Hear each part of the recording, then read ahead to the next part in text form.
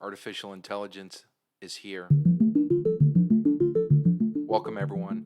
Thanks for tuning in. I'm Daniel Lopez.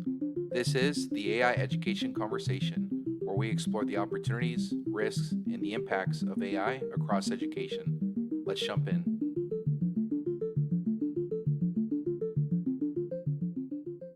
Just over a year ago, many folks across the world began talking about this amazing product, which allowed you to enter questions, thoughts, and requests, and you were replied back with complex, almost human like responses through an artificial intelligence chatbot called ChatGPT.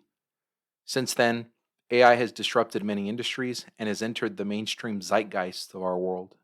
Yet, 1 year post ChatGPT, have states and school districts integrated AI?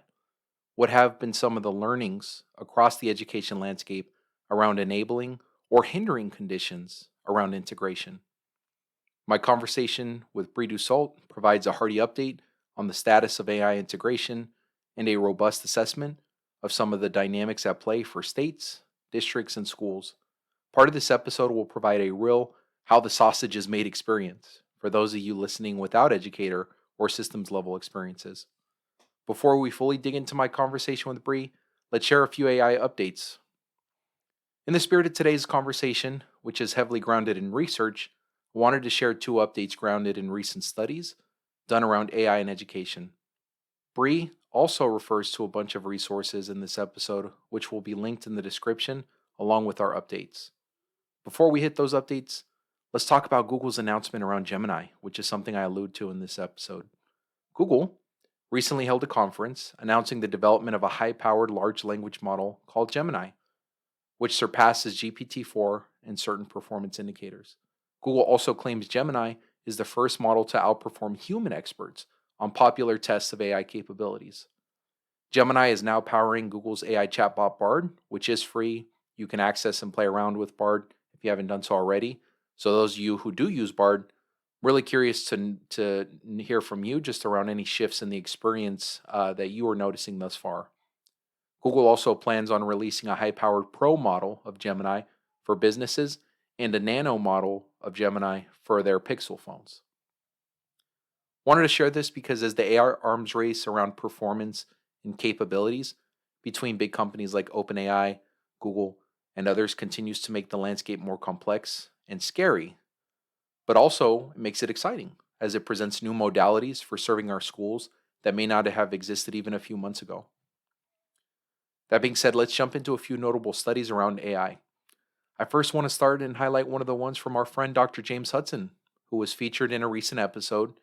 He just dropped results of a survey on experiences around AI for early childhood and elementary educators in Missouri. You can find the full article link in our podcast description. Wanted to share some of the high level findings. At a high level, Dr. Hudson, Arnon, and Woodruff out of Lindenwood University, they analyzed the results of a survey of 59 K to 6 educators.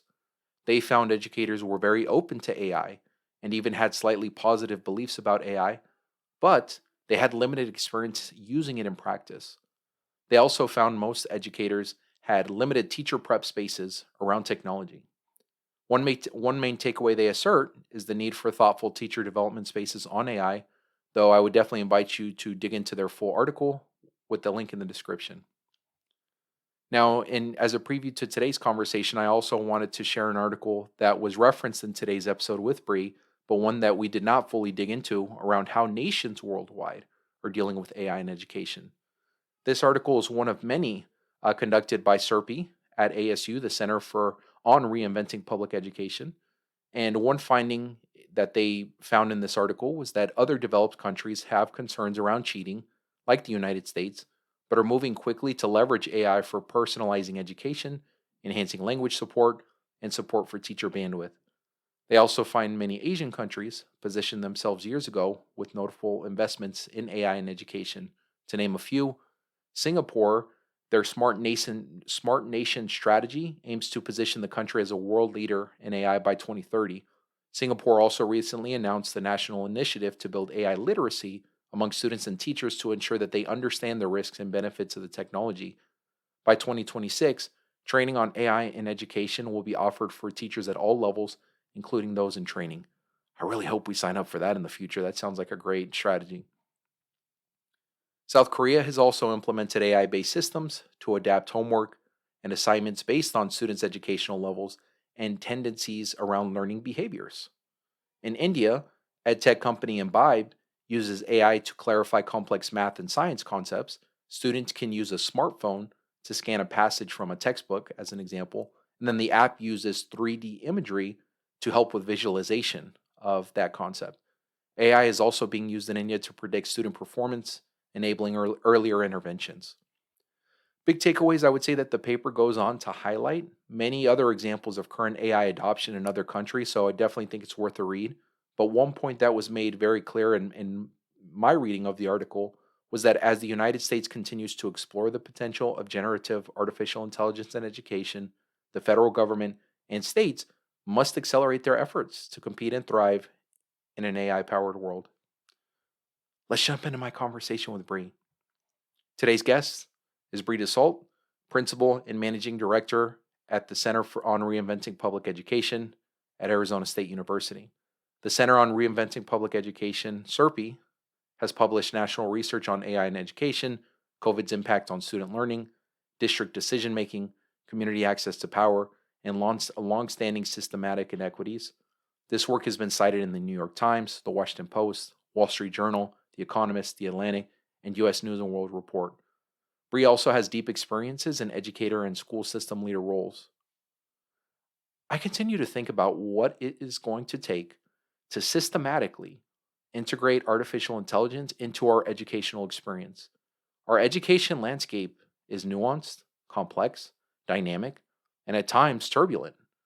Yet, can systems and people adapt if a once in a generation opportunity like artificial intelligence is at stake? My conversation with Bree was a journey. It was a journey through a vast landscape that is the current responses of state departments of education on artificial intelligence. Yet we also go from this vast landscape to deep dive into the trenches around stakeholder decision making, dynamics between states, districts, and schools. Though the landscape is complex, I gotta say I walked away from my conversation with Bree energized, as I hope you will. Energized because though implementation is the single biggest challenge across education, we as a sector, we have enough collective knowledge, experiences, and lessons learned to implement AI effectively in a way that does change the world for my son and for all of our young people out there. As always, let me know what you think about today's conversation on LinkedIn. Curiosity opens doors, connections build bridges, learning paves the way, humans at the heart of AI education. All right. Bree, welcome to the AI education conversation. Hi, it's so great to be here. Hi, Daniel. I know I'm so excited that we were able to make this happen. I know that I've referenced numerous articles that you all have been leading the charge on over a couple of months, and really just excited to for the conversation today. Before we get too much into the weeds on the great research that you all are doing, I'd love to actually just know a little bit more about your background as somebody who works in the context of a large research university, leading some of the work. I'm really curious, first and foremost, like how did you learn about AI, and like how are you where you ended up now? Yes, thanks so much for that question. And I think I'll start with the a little bit about my background and what I've been working on that led up to this research into AI. And then I'll tell you a little bit about how I got introduced to it. I'm at the Center on Reinventing Public Education, or CRPE, and we're out of Arizona State University. We're a remote organization. We're all over the country, but we are a big part of ASU and love our time there. I've been at Survey for about 3.5 years. And prior to that, I spent most of my career on the ground in working in school systems and in schools. So as a high school math teacher and a school leader, and then working at the systems level, both in public district and public charter schools. And I've worked in a couple different states in different contexts. And I've also just had the privilege and honor to work in schools that all had a common focus of working to support students who are systematically and historically marginalized and providing new, more creative pathways for them to reach their full potential while in the education system at hand. So, in terms of my exposure to AI, I actually I mean, at first, I would say I probably was using it without realizing it when I was on the ground working in systems. Student information systems and some different technologies and tools were in play 4 or 5 years ago that I know now had AI. And at the time, I just thought of them as like adaptive software. And so just want to name that one is we've actually, a lot of us have been exposed to AI, even though it's come on the main stage with ChatGPT's release last fall. Where I really started to hone in on AI, and I think got exposed to it more conceptually, was during the pandemic. I was leading research at the center on how school systems were responding to COVID and all of the quarantines and what that meant for students and families. And we basically did something we called rapid response research, which is a team and I worked together to every week scan what was happening nationally, document all of that information, and then write quick, responsive reports out of what was happening. We did that for almost 2 years. And it was an incredible way to track, like week by week, what was happening across the country and during an ambiguous time. At the same time, my boyfriend was working at a healthcare startup that was working to understand large medical data sets. They were using machine learning and AI and with a team of 100 or so engineers. And they were working on pandemic related healthcare and medical questions, especially around, let's say, like the vaccines or impacts of COVID on humans and their health.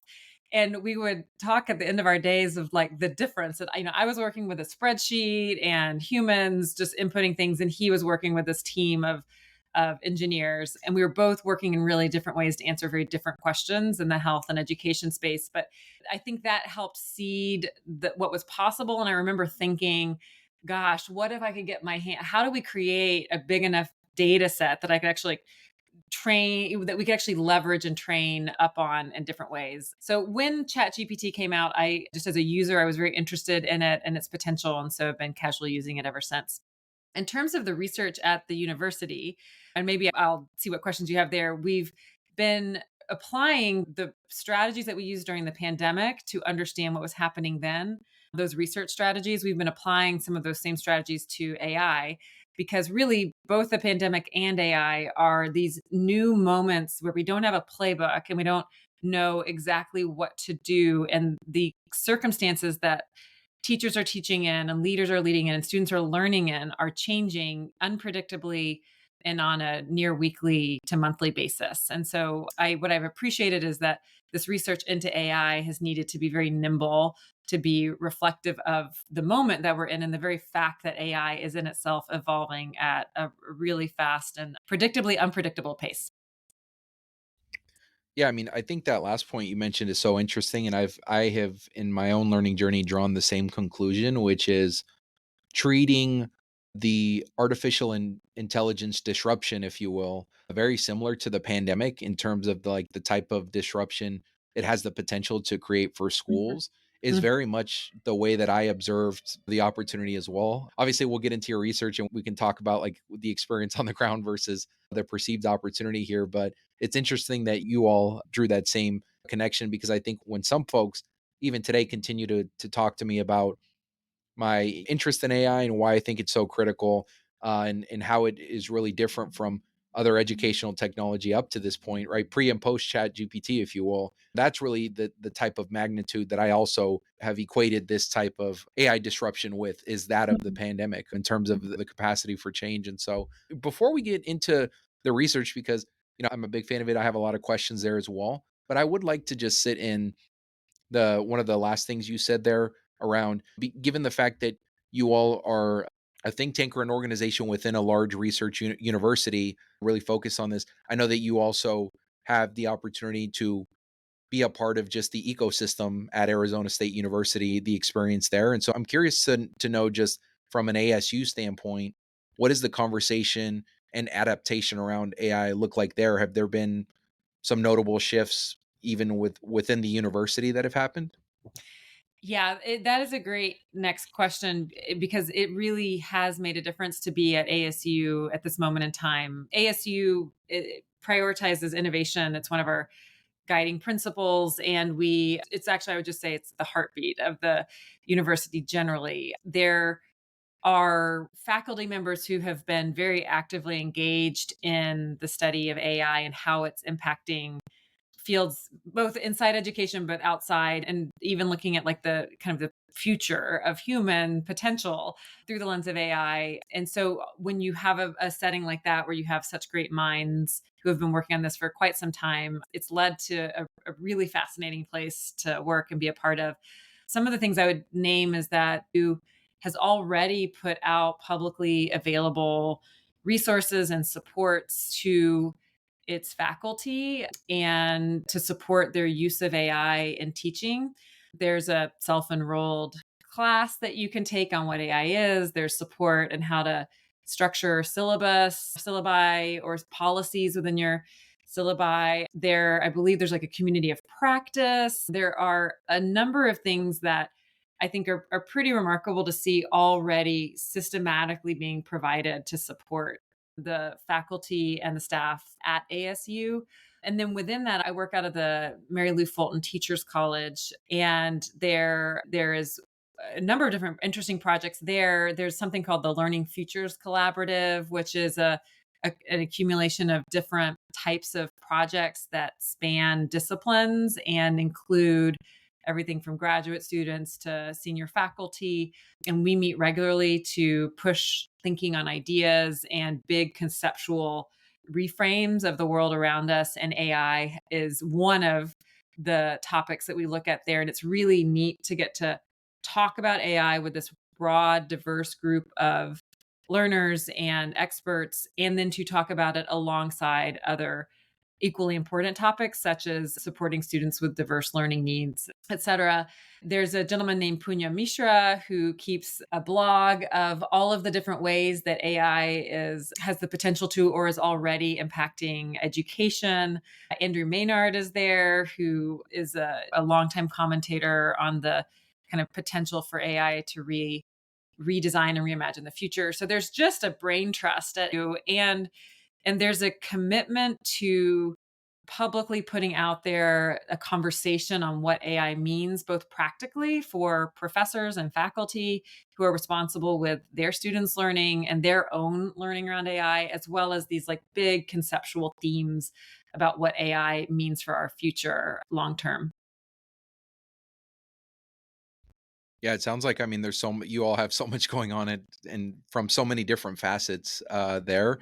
And I know just in my experience talking with individuals, it really feels like, and I know the very notable godmother of AI, if you will, at Stanford, Fei Fei Li, she kind of said Mm, something similar around the fact that really the AI tidal wave or the adoption is going to be led by higher ed. And I think mm. ASU sounds like it would provide a really thoughtful proof point to her perspective there. I'd love to transition this a little bit now to talk about the research you all are doing, because in the spirit of AI implementation, you all are doing a lot to explore that question really related to public K to 12 education. This is something that many folks are really curious to continue to talk about, learn about.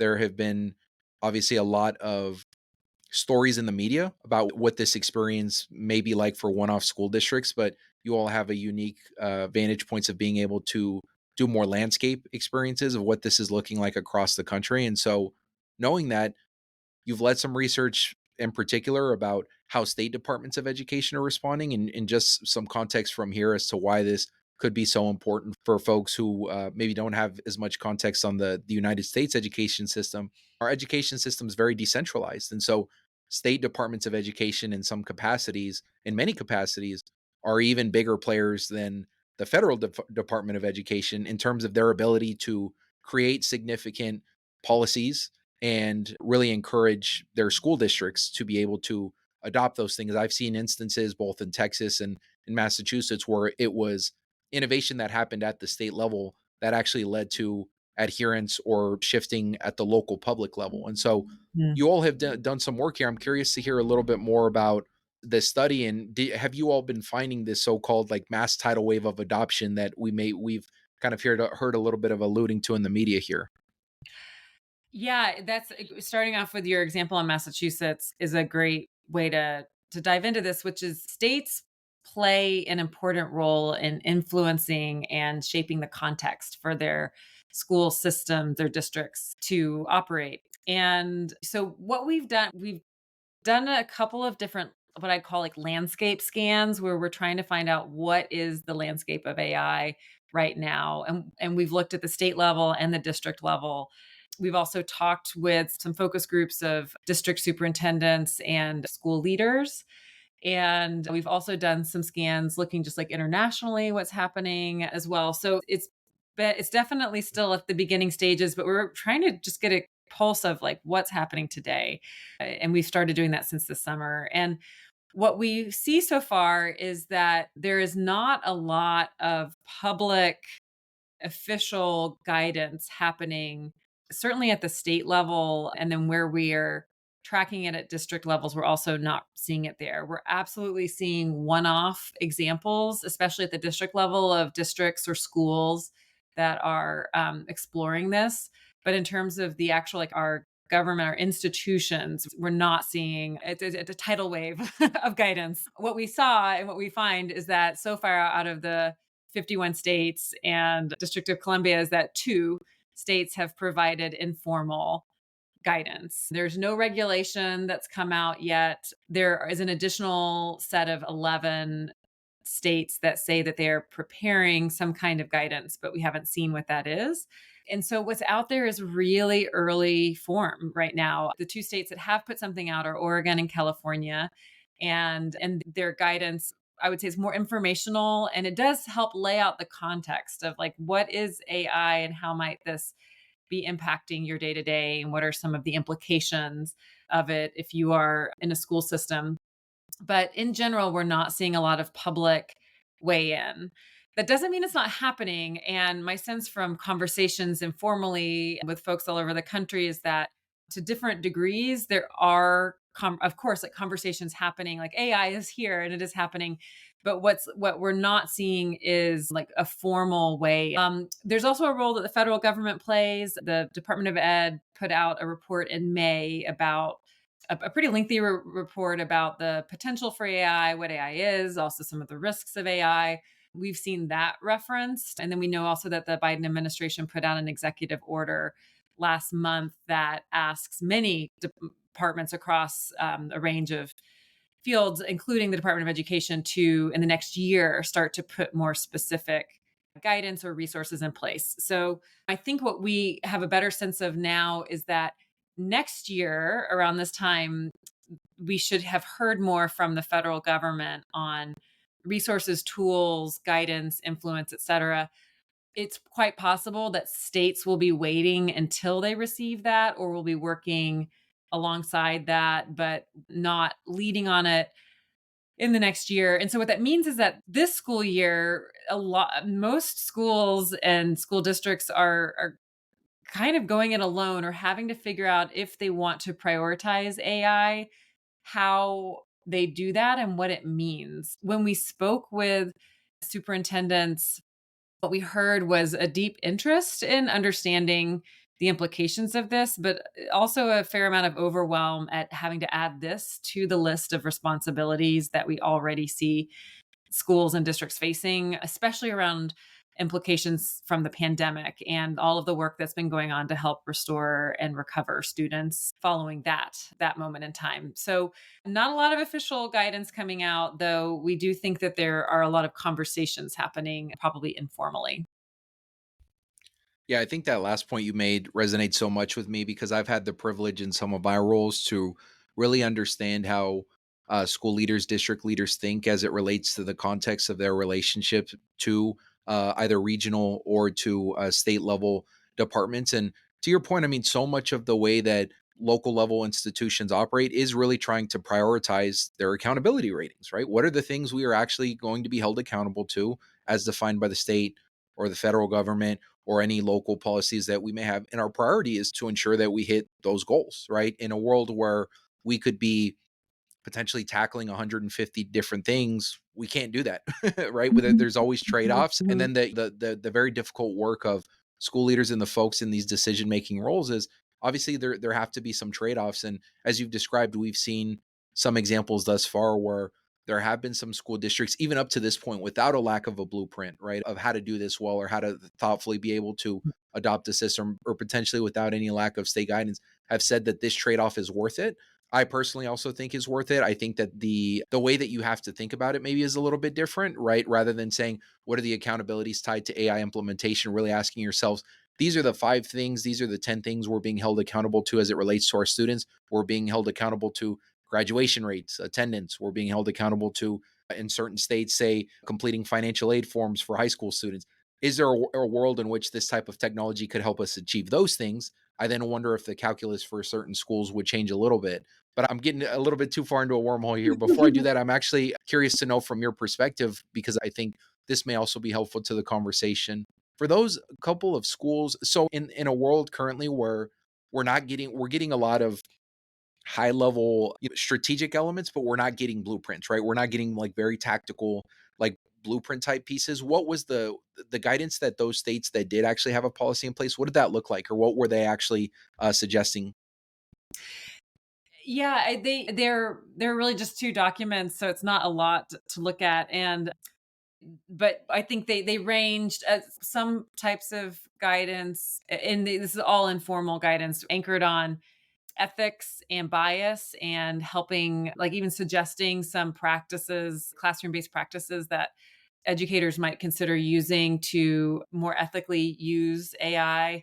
Another interesting more application that we saw in the other states guidance document was there's a checklist of questions that a district might ask a vendor that's utilizing AI or might use to assess the effectiveness of AI, an AI based tool. Because we see AI, we know that school systems are um, confronting AI in a range of different levels. And so, and from everything from the classroom and like student use to teacher use to actual like software companies that are selling products that enhance like just regular textbook or curriculum series. So there are a number of different types of applications like that. There's also just some general the guidance also just kind of got into what is AI and how does it work. And so it's very high level, and it is more informational, I would say, than anything close to requiring or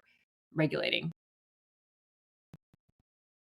Yeah, totally. That makes sense. And so I think, and maybe part of the response for that, if you will, is as you described earlier, every state's kind of doesn't want to be the one to really like take the first 10 steps down the road before some like big significant pieces happen. And I think you'd mentioned how the federal government has already dropped the initial publication. And then obviously with President Biden's executive order and the pieces there, there's a lot more coming in it. And potentially one theory as to why states are a little bit more hesitant to like really build things out could be, as you described, like waiting for like higher guidance before really Mhm. dictating what it looks like for their state.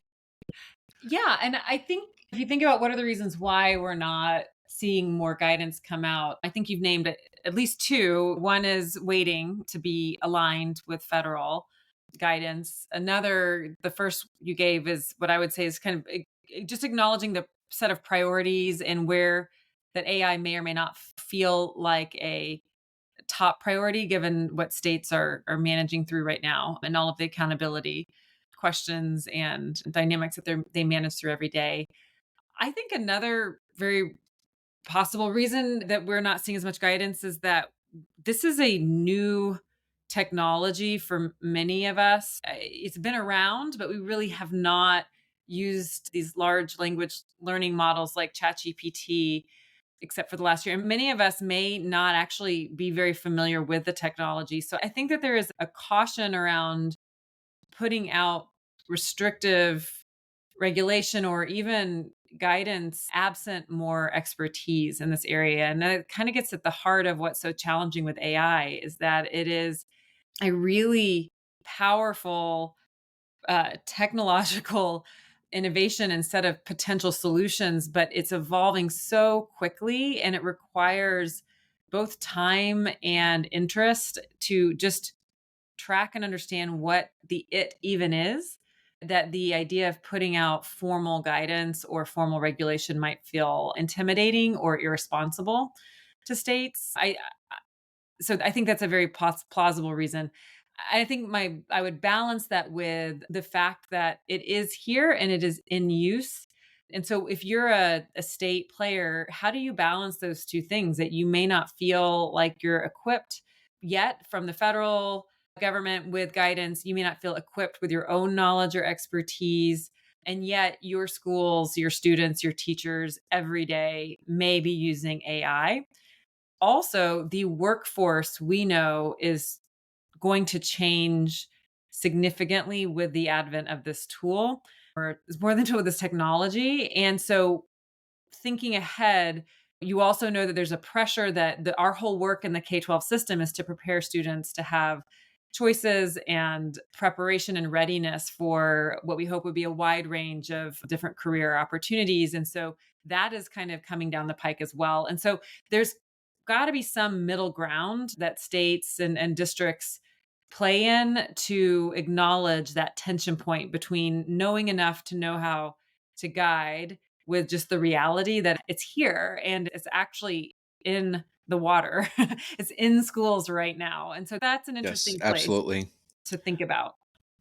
Yeah, I could not agree more. And I would say that this tension that you're describing has actually absolutely been my experience on the ground as well with different areas. I've noticed this. Again, I think everything you've said thus far really resonates. And I'm totally compassionate too to the federal government, for states, for, as you described, like not only having to be the ones to develop guidance and think about what this looks like in the context of all of the school districts in their state, some rural, some urban, some large, some small, right? And all of the different facets that come with it, but then also maybe not even fully understanding the technology. And then to your other point, it's a moving target. Like when we think about everything that's happened in the last year, we went from like this thing called Chat GPT, to then it evolved, to then we had Bard, to then we had a better version of GPT, to then it became multimodal, to then now we have these thing called GPTs, to now Gemini or whatever that is just dropped today.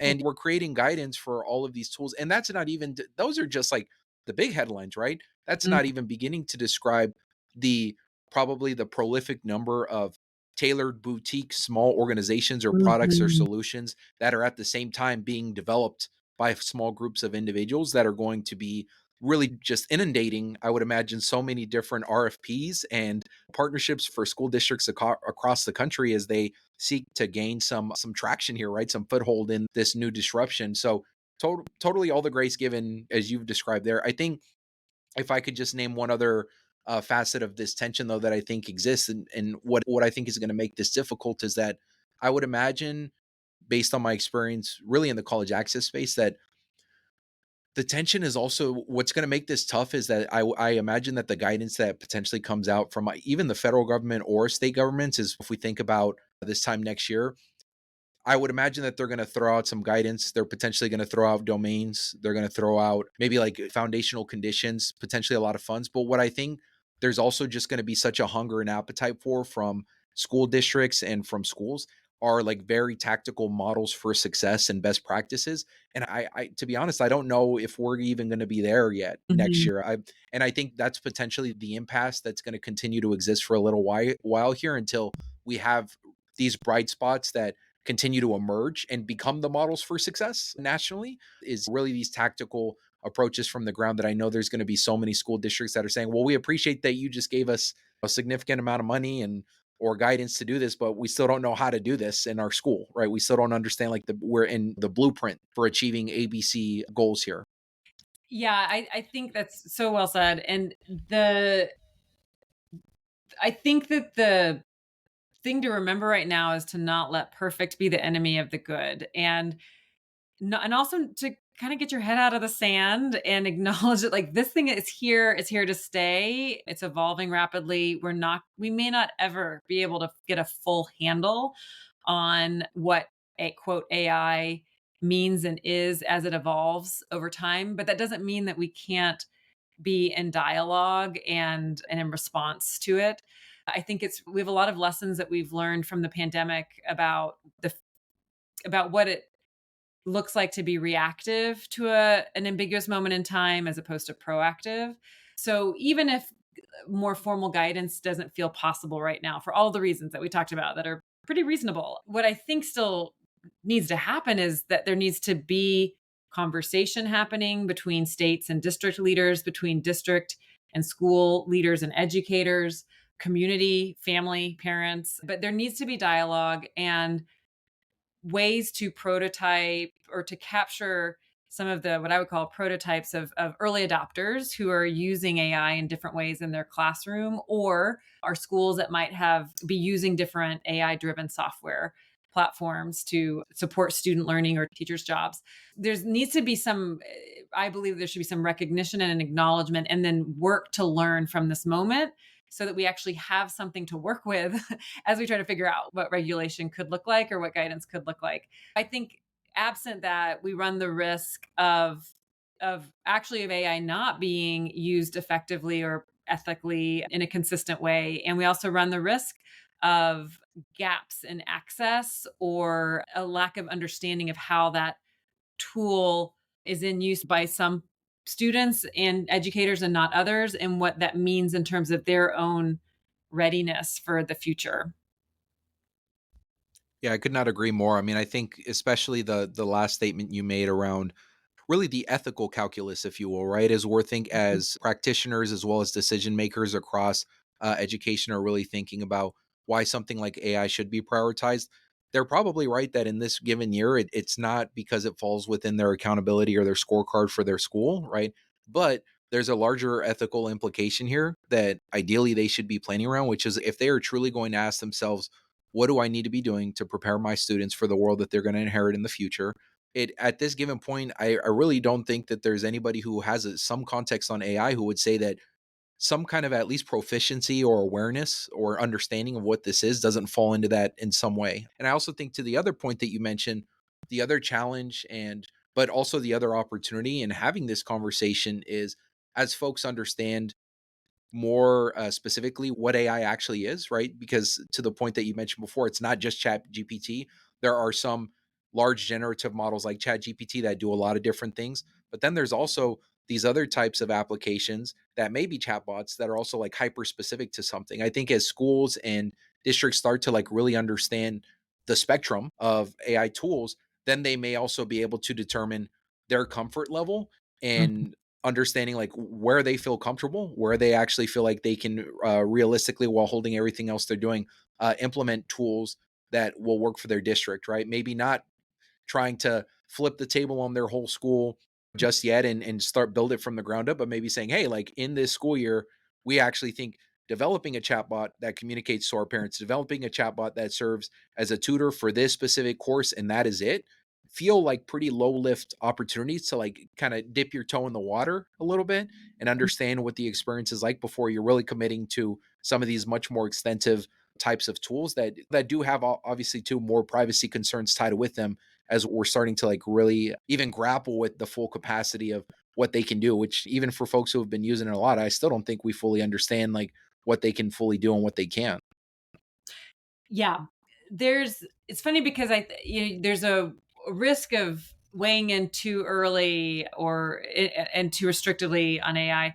But then there are these other risks. There's the risk that you have it's that there are different types of bias within the AI tool, or the potential for bias within different AI tools or strategies. And if educators or students are starting to use these tools to not be trained up on where the limitations are of the technology, and what the risks may be, like that, that you run the risk of there actually being AI not being used in either an effective or an ethical way.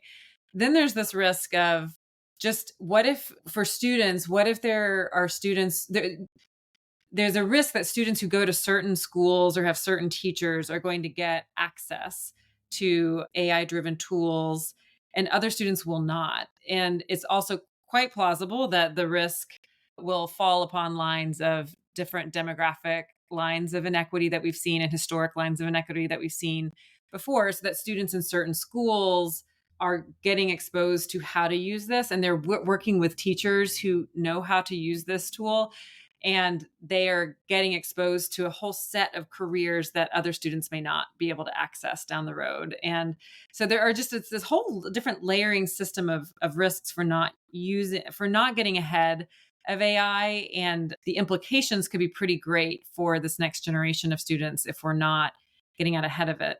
The other thing is that one is we really don't know yet which AI driven software tools are effective, and there's just not been enough time to track and validate what the different technologies are that are working and are not, unless they've been in play for more time. But they're assuming that there are different products that work and different approaches that work in the classroom. There's also just the risk of opportunity cost, that by not using AI when we could be, that students just simply aren't getting the level of support that AI could provide them when used well. And that's really a shame too, because I do think that we have a really, you and I both have worked in schools, in classrooms. We know how complex the challenges are that our education system faces. And I do think that technology has to be part of the solution of addressing the complexity that our systems face. And so this is a pretty powerful tool to do that when used well and when used responsibly and with well-informed adults and students at the helm. Yeah, I totally agree. And I think the equity piece that you named is just so important because, to your point, it's not just about access. Access is obviously such a critical layer of the equity piece, as we described, in terms of which students are getting AI tools and which aren't. But then something I also heard underneath your point, which really resonated for me, is like if I'm also just thinking about how students from different communities are using the tools, right? In Mhm. certain communities, are they actually being put into positions where they can learn how to leverage AI within the highest levels of blooms? Are they creating with it? Are they Mhm. evaluating with it? Are they really like using it to drive their educational experience? Versus in other communities, are does AI only live as a tutor that is supposed to reinforce a content? Does it only live as a communication chatbot between students and families? And I also think there's a risk in that, and us really suggesting that, well, within other communities, we're really teaching students or maybe even the teachers within it to be experts and really leverage this technology to its fullest potential to like drive an educational experience and to transform our world. Whereas in other communities, it's really being used to almost like reinforce still Mhm. some of the same content being taught in the same way, just with a different, maybe like platform that helps to reduce the caseload a bit, but is still within the same ethos of the system. And so that really resonated with me. I want to make sure that I also ask you this because I think we've sat here in a little bit in some of the barriers to entry for implementation. We've talked about, some of the potential challenges and costs. I'd love to also talk about the opportunities though. And I know that you are uniquely positioned as someone here with CRPE that has not just kept your eye on the ball with AI and with the pandemic, but really have explored the education landscape in a lot of different ways. And I'm wondering, with everything that you all have seen, noticed, and observed about the unique challenges, opportunities, and just dynamics of the landscape, like what do you see as some of the biggest potential opportunities for AI? Yeah, there's some really exciting work going on that I think is starting to paint a picture of immediate possibilities. We are really lucky we are learning from three different school systems that are using AI in different ways to advance their mission and to transform student learning experiences in significant ways. And so I think they point to some of the opportunities. And I would say the opportunities are for students and they're for teachers and honestly for all of us working in the system, educators, administrators, central office leaders, et cetera. So some of what we're seeing is one is that school systems that are partnering up with different where engineers or AI um, engineers are creating hyper customized tools that reflect exactly what they want to see to personalize learning better. I think you talked to Stephen Eno from the Da Vinci Schools network here. I think their project Leo is a great example of a tool that is deepening students' ability to do highly personalized and really rigorous projects. And Da Vinci is a project based school. Mesquite Independent School District in Texas has created and worked with a team to create an app called IO, AYO, and it is collecting different levels of student data around individual students' interests, passions, leadership, potential and interests, as well as their well-being and just how they're doing. And then that data can be leveraged alongside academic data to personalize both instructional support and lesson plans, but also to support and personalize resources that are given to students. So those are just two examples of systems that have partnered with a provider to create something that is unique and novel and customized to what their mission is.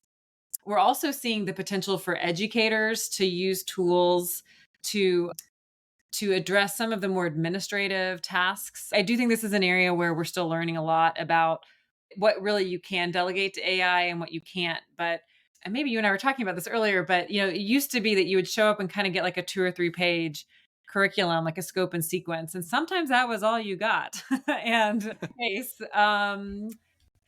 what you now can do is go use AI to quickly get access to a range of different types of resources, lesson plan ideas, project ideas, tools, videos, etc. So I think it helps broaden the aperture of possibility for teachers, especially new teachers. With this comes responsibility to know what high quality lesson planning means and what high quality materials look like. But that potential is huge. And as a former teacher, I know how hard. I still think that teaching was the hardest job that I've ever done. It just never stops. And you always can be doing more. And every single child could to have a full time teacher working with them. And so there's something really beautiful about this idea that we might actually be able to humanize the teaching role more and make it a little bit more manageable by outsourcing some of the work that teachers do that doesn't directly impact student learning. And also to give teachers tools to really understand what their students need, want, dream about, gaps and areas of stretch in their learning, and to be able to actually have all of that data at hand immediately to then design lessons. That kind of future, I think I would go back to the classroom for that.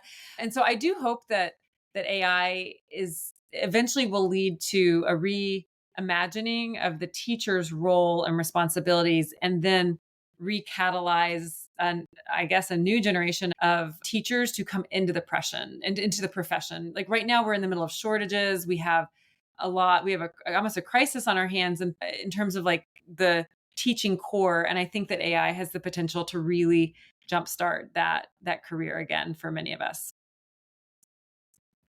Yeah, I totally agree, and I mean, I hope for that future as well for all of the points you name. I feel like you took us on a tremendous journey just there with the multifaceted opportunities for many different stakeholders there. And to be honest, what I so wish for our schools and for our school stakeholders in this school year is I'd love for them to just be able to sit in a room for an hour, ask themselves that same question, outline all the different groups, school leaders, teachers, school counseling staff, students, parents, and then just go on that same journey that you just took us through a little bit to say, like, what are some of our big problems? How could we potentially use this technology to help solve that in some way? Or just naming the problem and then having somebody else help you figure out the use case if you're not even totally sure what it is, because oftentimes there's probably a solution there. You you've been doing so much work with CRPE here. You've obviously shared with us so much of your expertise on what you're learning around AI implementation and AI adoption with some of the conversations you've been having with schools. As other schools begin to start this journey, maybe decide, you know what, in quarter three, quarter four here before the end of the semester, we want to take our first steps here. What advice might you offer to school practitioners, folks listening to this that want to begin exploring AI adoption within their work or within their broader school? Yeah, and is this more for like folks in the classroom and in schools trying to do it at the school level? Yeah, let's for right now, let's really think about exactly that. Let's think about school leaders and let's think about teachers. Like, what could we offer them if they're wanting to learn more? If you have some other guidance, feel free to throw that in there too and let us know who that's for in case there's some other thoughts that are coming up for you right now. Yeah, I think for our amazing educators and leaders on the ground who are dealing with this every day, I think what advice I would give is just start playing around with it. I think like I am not, like I said at the beginning, I'm really not a big technological guru in this. And I can sometimes personally feel intimidated by technology. And I think that for a lot of us, it feels hard to imagine using a tech, like adding that to the list of things you need to do. Like now I got to go figure out ChatGPT after I've done my lesson plans, after I have graded all my papers, after I've done all my parent phone calls, etc. So I think though that if we just put in like 30 minutes a day playing around with some of the tools that are publicly available to us, it gives a start, and it is actually what we ask students to do every day. We ask students to go in Could and not agree more. stuff that they don't know what to do, and we're like, just go do it and then you'll learn, and you may fail and you may not like it, but then you may like it later. And we have all these messages that we know actually apply to learning and how students learn. And I think that the reality is that we're going to be using these tools at some point in our lives, and why not get started now? So I think that's for all of us, who, myself included, who can get overwhelmed by the prospect of even like making this a part of your day to day. Then I think there are the early adopters. Like, I think you are a great example of one. Folks who have like taken off with this, and like they already have Gemini downloaded on the second day after it's released. And I think for those folks, what I see is it's so important to find community with each other. And regretfully, right now, it's not really clear what role districts are playing in creating that community. Some are providing it. It's just not clear how many are and what it really looks like. We do see teachers turning to each other on social media platforms to share ideas and tips and tricks. And I think that's just interesting to see this kind of democratization of professional development and learning to be hyper teacher led when it comes to AI, and open and accessible. And like I can go read the Reddit thread or the Facebook series of posts to go see exactly today what teachers are talking about across the country. So I think there's something about building community around that. And I also think there's just an element of responsibility that we also all hold, to just to know the risks and the opportunities of the tools that you're learning, and to keep an open mind to that, which you see early adopters doing, but I think that that continues to be important. And I think that if we were, maybe one other thought is that there's just something really powerful about this moment of time, where if you are playing around with this, you actually have the potential to pilot and practice and learn new ways of teaching or leading students that most of your peers probably don't know about. And that's kind of a neat leadership moment. And so I think just like seeding this idea that if not when, why not now? Why not play around with stuff that is in a responsible way, and then work with colleagues to explore different opportunities to spread this out across classrooms, let's say in a school.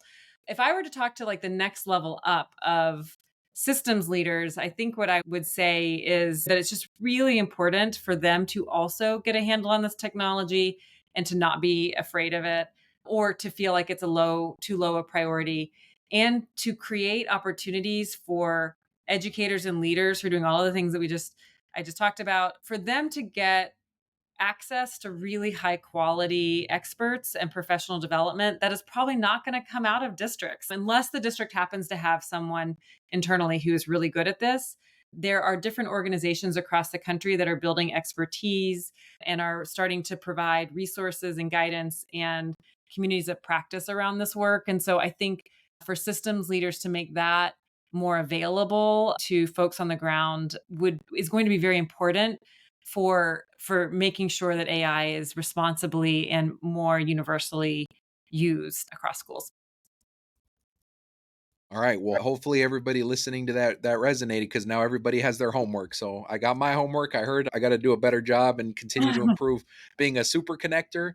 I got to make sure that teachers and principals, you all are about to be on winter break. This is the time. Take 30 minutes, Right. chat GPT, right? Or whichever is your favorite AI tool. Pick one, spend 30 Yep. minutes. That's your homework. So Bree, just to close out here, thank you so much. This has been a tremendous conversation. I wanted to just close out really giving you space to plug your continued work, to plug any connections. If folks are really interested in connecting with you, connecting with CRPE, how can folks connect with you, learn more about your work?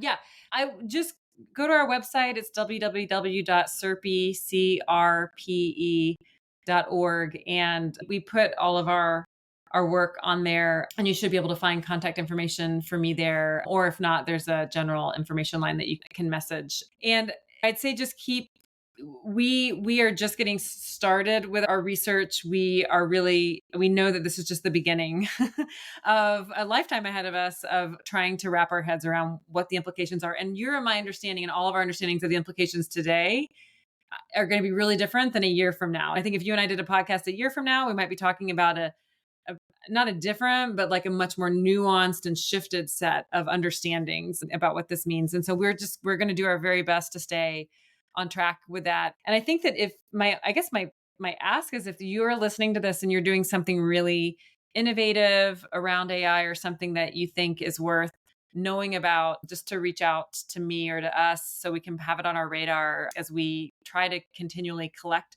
these early adopter examples of what's possible and learnings of what it's been like on the ground to actually try to work in the space. So thank you so much for just giving me a space to get to talk with you about all of the craziness that we're in right now as we try to learn what this moment means and how to be most responsibly and creatively prepared for it. Absolutely. And Bree, I am already penciling you in for our conversation for next year so we can do exactly that. So so Great. make room in your calendar. Perfect. A December All check-in. right. Excellent. All right. Well, thank you so much for your time today, Bree. Yeah, thank you. Have a wonderful day yourself. Thanks for listening to the AI Education Conversation. Give a follow, rate, and review wherever you listen. For all show notes and to share your thoughts on today's episode, check out the AI Ed Convo on Twitter. See you next time.